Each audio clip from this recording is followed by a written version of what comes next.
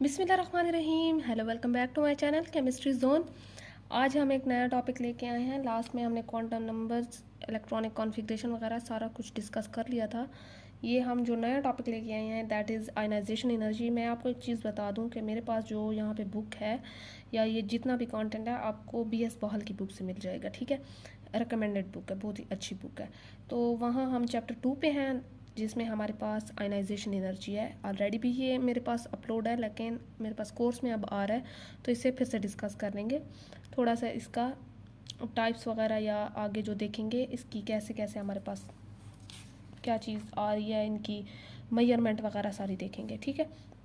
यहाँ पे देखें कि आयनाइजेशन एनर्जी क्या है। मैं आपको पहले कहती हूँ कि आप डेफिनेशन की तरफ बिल्कुल ना देखें, पहले इस एग्जांपल पे आ जाएं। एग्जांपल को देख के फिर डेफिनेशन समझ आए। आपके पास Na है, सोडियम, जिसका एटॉमिक नंबर है 11। मेरे पास 11 इलेक्ट्रॉन्स जो हैं वो आ गए हैं, ठीक है। अब मेरे पास क्या चीज़ है कि मैं यहाँ पे, आपको पता है पहले में 2 आते हैं, 8 आते हैं, फिर 8 आते हैं, मतलब कि मेरे पास अब इस एक इलेक्ट्रॉन 7 इलेक्ट्रॉन किसी और एटम से लेने के बजाय आसान ये काम है कि मैं इसी एक एटम को एक इलेक्ट्रॉन को ही निकाल दूँ, ठीक है। बजाय मैं 7 लेने के अगर इस एक को ही निकाल दूँ तो मेरे लिए काम आसान हो जाएगा।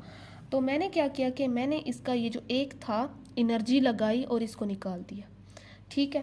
यहाँ निकाल दिया तो मेरे पास ये क्या चीज़ आ गई है, 10 इलेक्ट्रॉन्स रह गए हैं।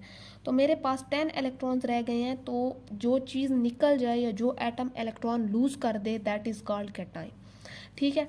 मैं यहाँ पे लिख देती हूँ कि मेरे पास जो अगर एटम है वो लूज़ कर दे एक इलेक्ट्रॉन या दो, जितने भी, वो कैटाइन होगा।